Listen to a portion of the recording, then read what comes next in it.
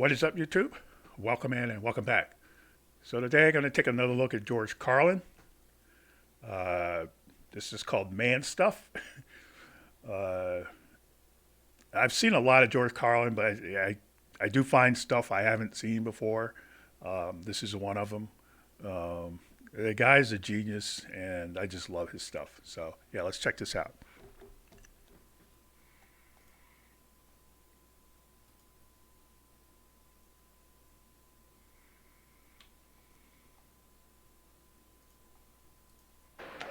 Now, something a little more positive for you.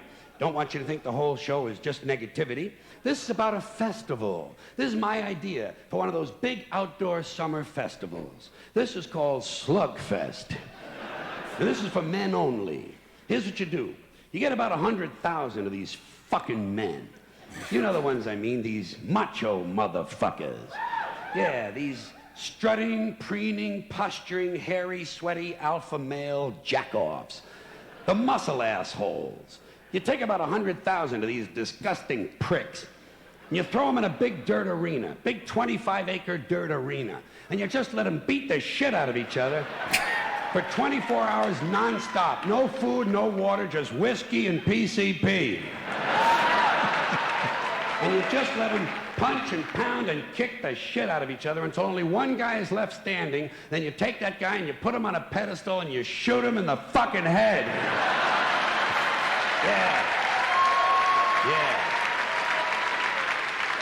Then you put the whole thing on TV. Budweiser would jump at that shit in half a minute. And guys would volunteer. Guys would line up. All you got to do is promise them a small appliance of some kind. Men will do anything. Just give them something that plugs in the wall, makes a whirring noise. Here's another male cliche. These guys who cut the sleeves off of their T-shirts so the rest of us can have an even more compelling experience of smelling their armpits. I say, hey, Bruno, shut it down, would you please? You smell like an anchovy's cunt, okay? Yeah. Not good. Yeah. Whoa. Whoa. Not good, Bruno, and definitely not for sharing. This is the same kind of guy that has that barbed wire tattoo that goes all the way around the bicep. You've seen that, haven't you? That's just what I need. Some guy who hasn't been laid since the bicentennial wants me to think he's a bad motherfucker because he's got a picture, a painting of some barbed wire on his eyes. Hey, Junior, come around when you have the real thing on there. I'll squeeze that shit on good and tight for you, okay? No kidding. No kidding. This is the same kind of guy. If you smashed him in the face 8 or 9 times with a big chunk of concrete and then beat him over the head with a steel rod for an hour and a half, you know what? He'd drop like a fucking rock. Like a rock. Here's another guy thing that sucks. These T-shirts that say, lead, follower, get out of the way. You ever see that? This is more of that stupid Marine Corps bullshit. Obsolete male impulses from 100,000 years ago. Lead, follower, get out of the way. You know what I do when I see that shirt? I obstruct. I stand right in the guy's path, force him to walk around. He gets a little past me. I spin him around, kick him in the nuts, rip off the shirt, wipe it on my ass, and shove it down his fucking throat. That's what I do when I see that shirt. Yeah. Hey, listen. That's all these Marines are looking for, a good time.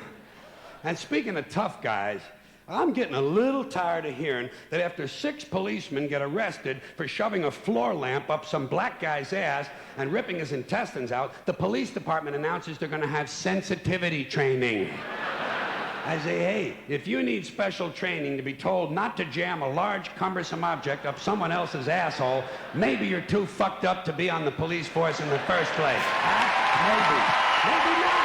Maybe not. I don't know. Listen. Yeah. That's right. You know what they ought to do? They ought to have 2 new requirements for being on the police. Intelligence and decency. You never can tell. It might just work. It certainly hasn't been tried yet.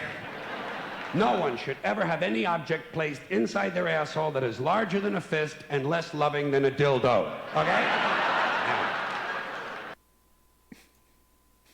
Yeah.